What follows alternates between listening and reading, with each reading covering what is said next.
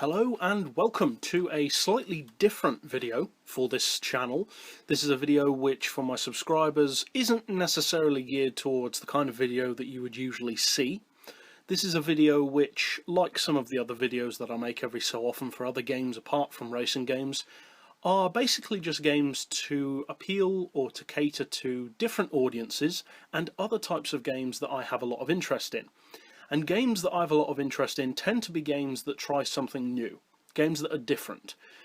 Games like Alice Madness Returns, Prototype, etc., Shadow of the Colossus, that kind of thing. Games which are fairly unique and generally which have rich visual style. Now, this particular video is a fictional pitch or idea that I'm going to present to you watching this video for what I believe could be a storyline and a rough gameplay idea or concept of how a possible Prototype 3 game could pan out. Now, I haven't looked into the background of the company who makes the game, the guys involved, so that doesn't factor into this at all. There may be things that I'm not aware of because I haven't looked into it, such as bankruptcy or whatever. That's all irrelevant to this. This is purely pie in the sky, Test Drive Unlimited 3 kind of stuff. It doesn't matter, you know, it's all conceptual, it's all imaginary. Now, straight off the bat, or technically not straight off the bat because we're a minute and a half into the video, but almost straight off the bat, this video will contain spoilers. Major spoilers. If you have not played Prototype 1 or Prototype 2, this video will spoil some of the story points for you. So if you've already played the games, you probably won't care. If you haven't played them, you may not want to watch, depending on if you plan to play them in the future, or if you're like me and you don't really care about spoilers, just continue anyway. But basically, for those who are fans of the original games, the roundup of the first game is relatively simple. You play as a character called Alex Mercer, and the game begins around a situation which is very hazy in its cause, but for whatever reason you have physical control, you're holding it in your hand, of a virus in a test tube. You're being cornered by some military personnel, or who appear to be military personnel, and you smash this vial containing this virus on the floor, releasing it into New York City and also directly into your own lungs. And of course, being right at your feet where you've smashed this vial, you get a large proportion of this virus directly into you, a very large proportion of it, before it dissipates out into the open air.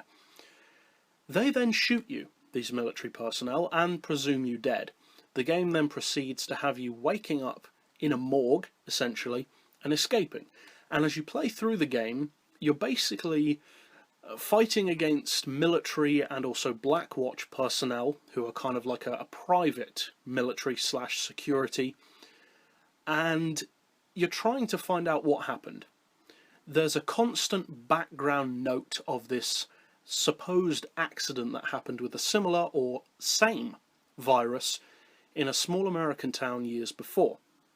And basically you play through the game trying to find out what happened.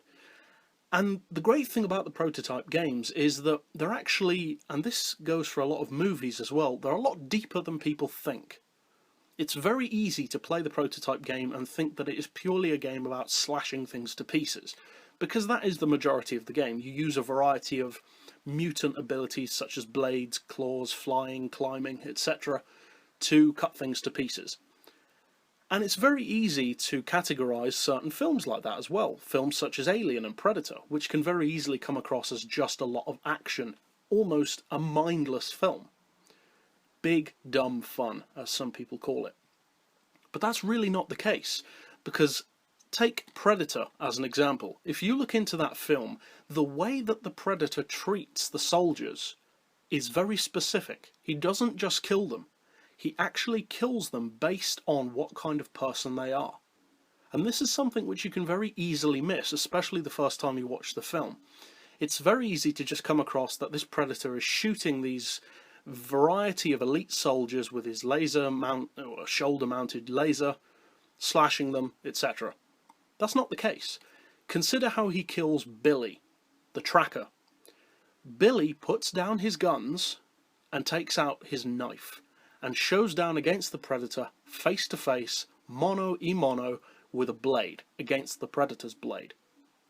What significance does that have? Well, think about it. The first people who are killed by the Predator in that film are skinned alive. There's no honour in that. Some of the other guys in the team are shot in the head, blowing the head clean off, or killed in a variety of ways that have no honour. They are killed like animals. How, though, does he kill Billy? Well, you don't actually see him kill Billy. But after he's died, he takes him up to a tree and removes his skull and spine. He doesn't do that with any of the other members of the team. Why is that? It's very easy to just watch that scene and think, oh, it's there for the sake of gore. It's really not. It's there because the Predator respects him. The fact that Billy put down his guns and showed off against the Predator only with his blade meant that he was a worthy opponent. And as such, the Predator took his skull and spine because of how good a fighter he was and how courageous he was against the Predator. Likewise, getting back on track with Prototype, it's very easy to look at the game and think it's just about slashing stuff and blowing stuff up, etc. It's really not. It's a very clever storyline. It's not necessarily the most unique of storylines, but it is clever. It's about foreshadowing. It's about the character learning who he is. And as I said, spoilers to come, because by the end of the game, not only do you find out that this supposed accident in the small town with the same virus was not an accident, but that if I remember correctly, because it's been a while since I played the game, but if I remember correctly, you find out at the end of the game that you were essentially the result of that experiment.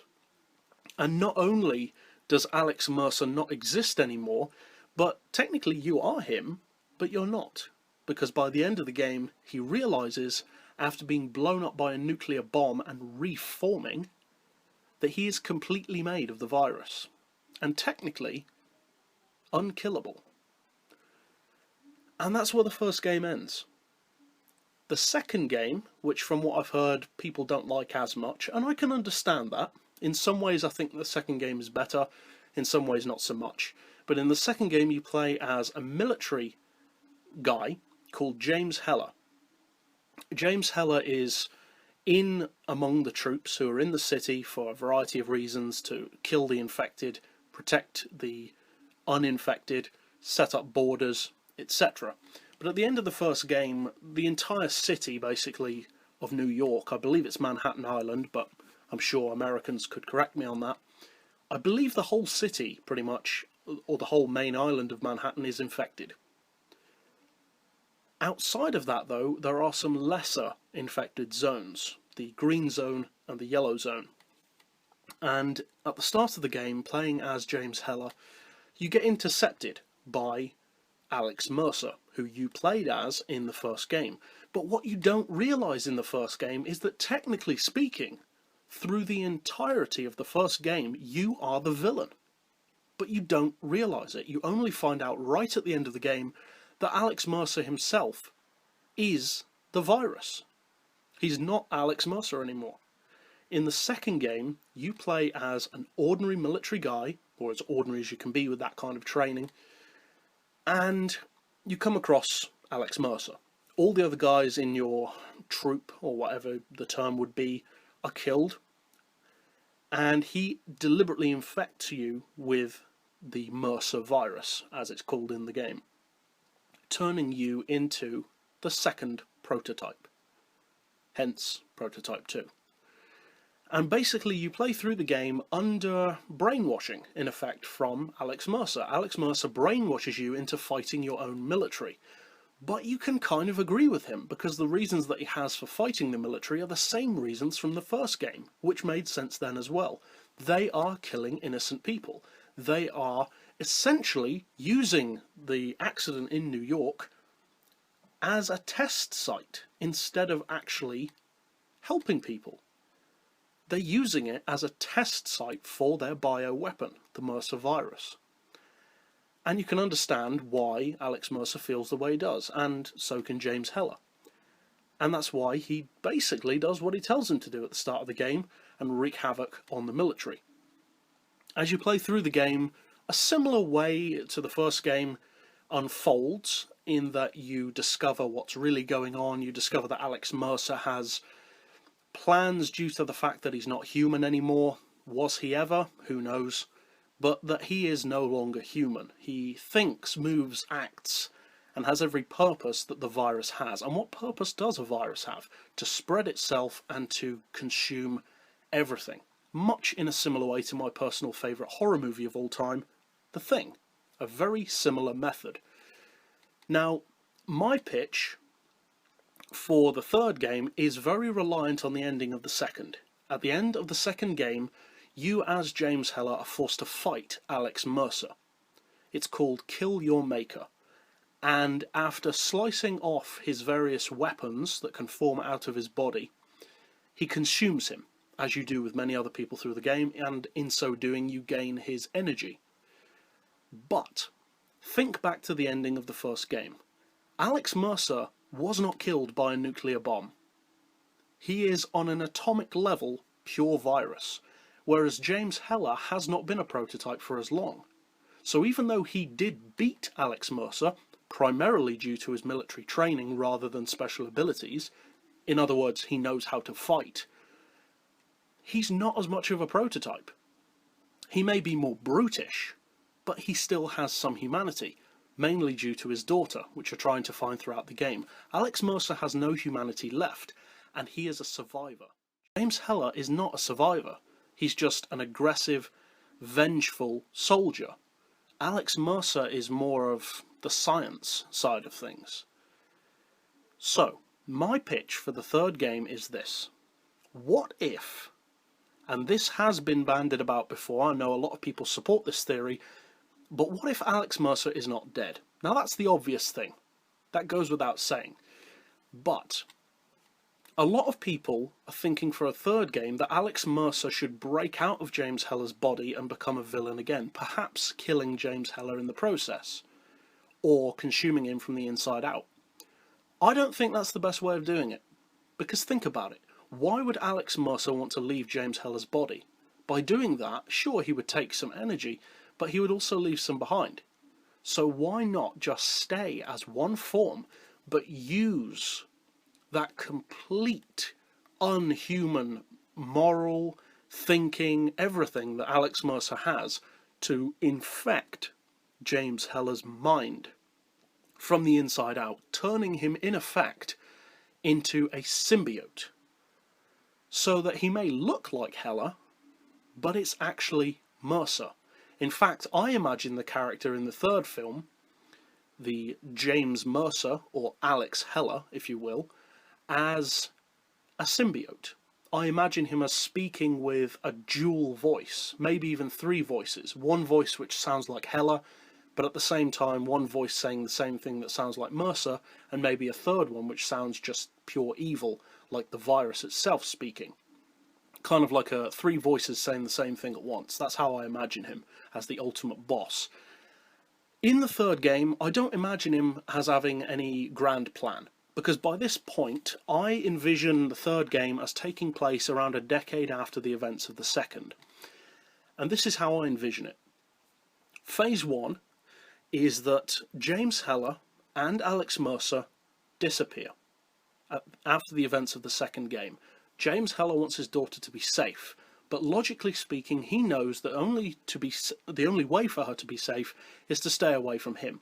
So he will, as the end of the second game suggests, leave his daughter with Alex Mercer's sister Dana for her to protect her. Now, they've disappeared. The military don't know where they are. And neither do you, initially at the start of the game. And as the game opens, you play as a brand new character. Let's call him Damien. I have no idea what his character could be, but let's say that. That sounds like the kind of name that could be in a prototype game to me, so let's go with it. And you play as a corrections officer, And this is my pitch for Prototype 3.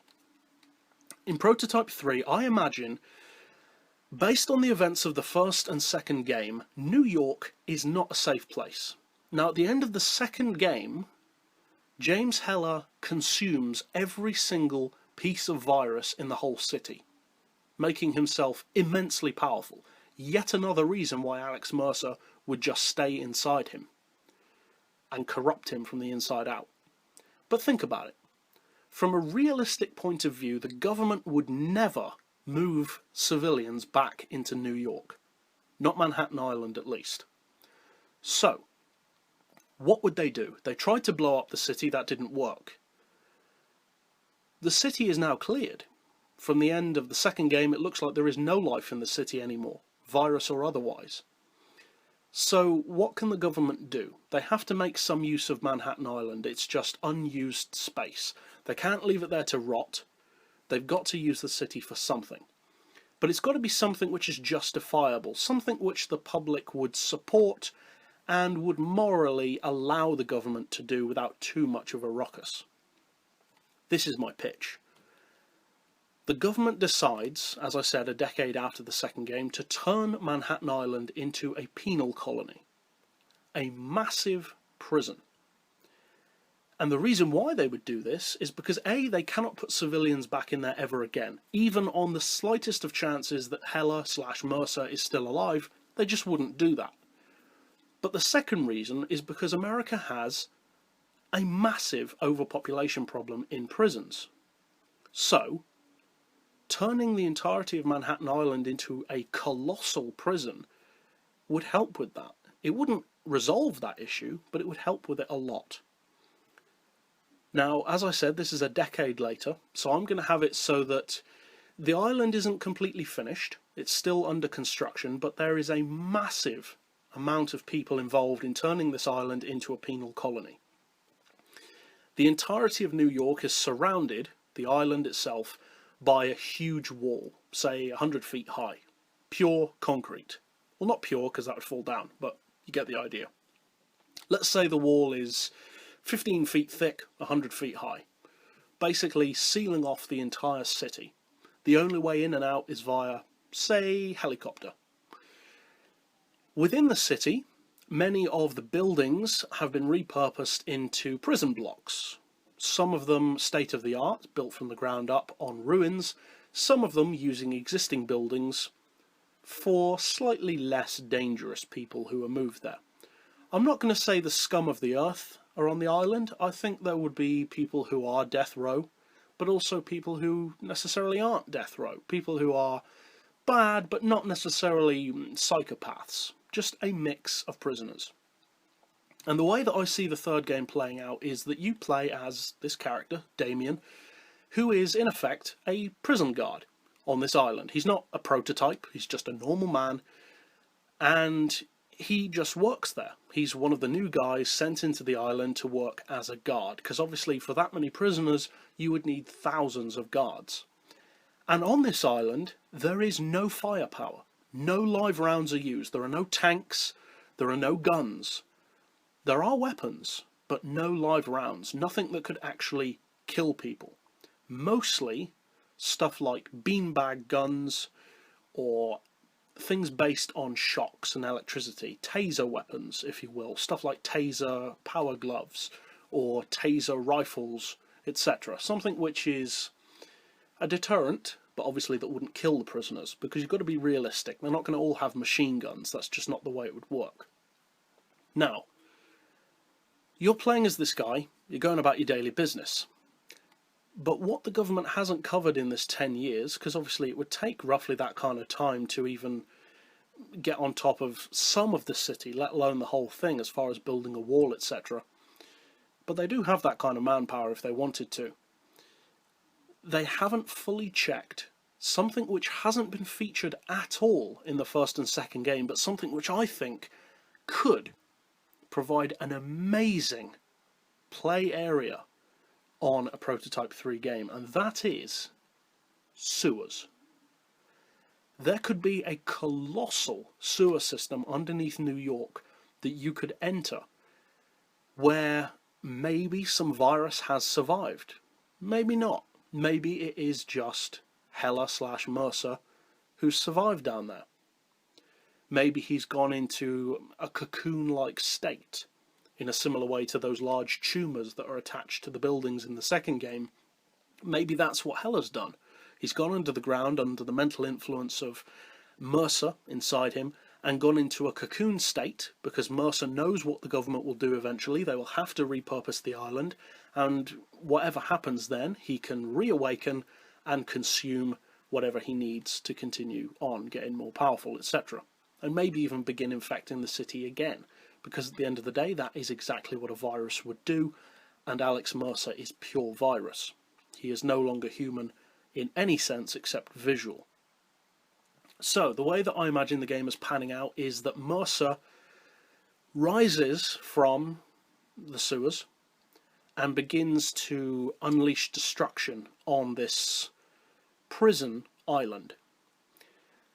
And he smashes buildings, he consumes prisoners, but loads of prisoners end up escaping. And the difference this time is that in the first game it was mostly civilians. At the end of the day, even when they were infected, they're still just civilians, so they're essentially just zombies. This isn't zombies, this isn't normal civilians we're talking about, this is hardened killers, psychos. Plus, some others who maybe haven't done things quite that bad, but nonetheless, there would be a large proportion of killers on the island. Once those people mutate, the virus would enhance that, turning some of them into brawlers, as was in the first or second game. I imagine new creatures being included, stuff like something along the lines of lurkers, perhaps, eyeless creatures which use sonar that live in that sewer system. Maybe up on above ground, you could have the typical enemies such as brawlers or walkers, etc. Maybe even some new classes of creature like flying creatures. We had the birds in the second game, but they were easy to defeat. I'm not talking about birds, I'm talking about flying, mutated people who have similar abilities to prototypes. Maybe the government would send in more super soldiers, as they had in the first and second game. They're some of the toughest opponents you come up against. They would be perfect in that situation. Super cops, if you will. Those are the kind of guys which would be sent in that situation. It would be perfect for a prison colony for those guys to be there. That is the kind of thing that they would have. So that's the perfect villain. Again, they provide brilliant attacks in the first and second game against you. They're very hard to beat. Well, that's relative, of course, but they're harder than others to beat. As far as bosses, you could go for the same stuff as usual, the big tumours in Times Square, that kind of stuff. Something new, of course, as well, maybe something that flies, because most of the stuff is ground level. Obviously, you'd have to have an under sewer level boss, possibly something based in tendrils, something like a worm or a snake. That would be cool as an underground boss. Maybe then you could have a street level boss, something like the Goliaths from the second game, but even bigger. And maybe even a sky level boss, something that flies. Now, as far as gameplay, I imagine the character as looking a bit different. I imagine this character, Damien, as being slightly thicker set than James Heller or Alex Mercer, a bigger guy. Not necessarily huge, I'm not talking Andre the Giant, but a bigger than average guy. You know, he works out, he's a security guard, he enjoys his job, he likes what he does, and he's a big-ish guy. And in a similar way to James Heller in the second game, he inadvertently gets infected. But not directly by Mercer/Heller. He gets infected in the same way that some people do throughout the game, and that is, some people get infected and die, some people get infected and mutate, some people get infected and have a resistance to it, and they become prototypes. So, I imagine that is happening to him, or you, as the player in the game. Now, the way in which my gameplay would differ is that this time there wouldn't be some big government conspiracy. This would be a pure survival game, and it would be a survival horror. Because the first and second game are not horror games, they are pure action with elements of visual horror, but no emotional horror. This game would be horror. A majority of it would happen at night. There are very little lights on this island, especially in the sewer systems. It could be a very creepy game, especially based on what the creatures down there could look like with the absence of light, no eyes, stuff like that. And I imagine the character as having some different visual weapons, because the weapons of Hela and Mercer look very similar. They have the claws, they have the blades, they have the hammer fists. I imagine this Damien character as developing slightly differently, because at the end of the day the virus has mutated. We're talking about a decade later. It would have changed. The weapons would be different. Now as for Hela/Mercer, I imagine them as looking visually like Hela, but bigger, because Mercer's power is inside him as well. I imagine him as having the big, beefy leather type jacket that Hela has, but with a tattered, shredded hoodie over his head, like Alex Mercer, but shredded and darkened by sewer water. Baggy, ripped trousers, so basically almost a zombified version, which I believe you could unlock in the second game, or the first game, I can't remember, a zombified version of the character. Kind of like that, but almost a hulked out version, where he's bigger, badder, meaner, with much bigger claws, blades, etc. And I imagine your character as having slightly different physical changes, so not just the obvious claws and blades, etc. I imagine for a start that the blade is not just a blade anymore. In the first and second game, the blade looks almost exactly the same. It's basically a big sword. In my mind, the blade in the third game, for your character, Damien, would be more like an axe. A very large axe blade, almost like a battle axe. So it could almost be used as a shield as well as a blade. A multi-purpose weapon. The claws I imagine as being slightly different as well. Alex Mercer has 3 fingers and a thumb on his claws. I believe Hela had the same, which looks good, but I think it can be made to look even more creepy if you give him 2 fingers and a thumb, so a 3-clawed hand. So that's how I imagine the claws as being, 3 claws and much larger claws as well. I imagine your character as having a build somewhat like Venom from Spider-Man, with that beefy, muscular look. Perhaps with some facial hair as well, because Mercer and Hela have shaven faces. Let's change it up a bit. Let's give him a beard, maybe a massive beard. Maybe a hoodie, maybe not. I'm not sure. I'm thinking probably hoodie with a jacket over it, which is the general look for the prototype games, but beefier. A much bigger guy. And he has some advantages in training as well. Not as much as Hela being a soldier, but he has some training, especially in riot situations. And as far as other abilities, the hammer fist, etc., I would change a bit, because, you know, the clue's in the name. It's called a hammer fist. It doesn't look like a hammer, it looks like a rock. Give him an actual hammer fist. Make it so that when you select that power, his fist actually turns into the shape of a hammer, like a sledgehammer made of that glowing red rock. That would look awesome. So he's got an axe blade for the blade, 3 claws for the claws, an actual hammer fist for the hammer fist, maybe even double hammer fists when you go through the game and unlock more. And as for the other powers, I would increase his abilities, especially the Tendril Attack. In the second game, you have a Tendril Attack where you can essentially stick people to walls, kind of like, again, Venom. I would increase that, because that ability is not used enough in the second game. The range of the weapon is not far enough for a start. You have to be right up close to the person. I would have it so that you can almost, again, kind of have a Spider-Man / Venom / Carnage kind of ability, where you can shoot those tendrils for much longer distances, more like the distance that the whip fist can achieve, and not just shoot it at people, but shoot it at anything. So you could just gum up the works, literally, shooting these tendrils all over the place.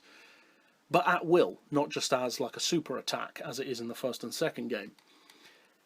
As far as gameplay itself through the career, as it were, of the game, not just individual movements, etc., I would have it so that for the first time in the series, the game is actually based on the decisions you make. Because in both the first and second game, The gameplay is very linear. The story follows a set path regardless of what you do. You just change how quickly the story happens depending on how much time you devote purely to missions or how many side missions you do. But you don't change the outcome. It's already set. That's where I would change it in the third game. If it's the same formula, people are going to get bored of it. So, make the third game decision-based. We've already determined that it's going to be more of a horror than the other two, but I want the game to have repercussions. I want there to be maybe even 4 alternate endings. And these alternate endings are going to be based on how you play through the game. Because think about it, Alex Mercer, even when you're playing as him, loses almost all of his humanity. By the time you reach the end of the game, you're not human anymore. James Heller still has some humanity, but only because of his daughter. And with Alex Mercer inside him, he'd lose that very quickly. In the third game, we're talking about an offshoot character. You're not connected to Mercer or Heller in any way. You are your own prototype. And I'm going to have it so that because the stage of your virus is so early, you still have that human side to you. And that is the decision-based aspect of the game, because you can choose how you wish to approach the missions. The missions themselves don't necessarily change that much, but how you carry them out can change. And what I mean by that is how your offensive attacks are. If you choose to act like a prototype, like the virus, how it wants you to, then you'll become more and more like the prototype, which is cool. I'm not denying that. But if you choose to play through the game in more of a human way, not necessarily not killing, but killing in a way that doesn't devour everything in your path and consume it and assimilate everything, something which is more concerned with finding out how to stop Heller and Mercer. Because if you think about it, as Alex Mercer's playing through the game, he doesn't just want to uncover stuff. He wants to devour the city. That is his end game. Even though he doesn't realise it, that is what you as the player are making him do. You are consuming everything in your path. James Heller subconsciously is doing the same. You are consuming almost all of the military. So even again, subconsciously, the game is making you do what you don't realise. You are becoming the virus. It makes you have that mindset. In the third game, you can do that if you wish, but you can also play through the game in a covert way, a human way, using your mind to avoid necessarily just killing everything in sight, and just getting to the point of how can you stop Mercer and Heller, and how, if at all, can you cure yourself. And that is what the alternate endings are going to be based on, because when you get to the end of the game, depending on the percentage of the game that you've played using human attributes or thinking, or using prototype thinking, which the majority of people probably will do, understandably, that's the point of the game, it will give you a certain ending. And all of the endings end up with you destroying Mercer/Heller, because that is what has to be done. He has to be stopped. But the way that you do it, and the mindset that you have when you do it, throughout the game that is, not you as the player, will determine the ending. Because potentially the ending could be good or bad. Because defeating him isn't necessarily a good thing. It wasn't for Heller, and maybe it wouldn't be for you. If you decide to consume him at the end of the game, the cycle may not end. You may just become the villain instead, giving him even more power for the next guy to stop. But if you choose to destroy him without assimilating him, keeping your humanity, or what humanity you have left, you may actually be able to permanently defeat the bulk of the virus, and maybe have an ending where you possibly sacrifice yourself to end the virus once and for all. But overall, it's a pretty complicated pitch, and obviously it's never going to happen, but that is what I would like to see happen in a possible third game. I know loads of people have loads of different ideas. Mine may be similar to other people's. I haven't looked up other people's ideas, but at the end of the day, it's probably not going to happen. I just wanted to put my thoughts out there.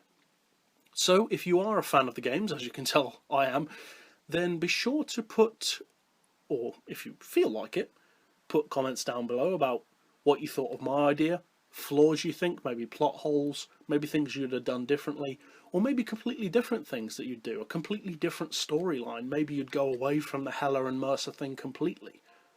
You could slap that down below if you so choose, and if you stuck through the video for this long, well done. But for now, as always, thanks for watching.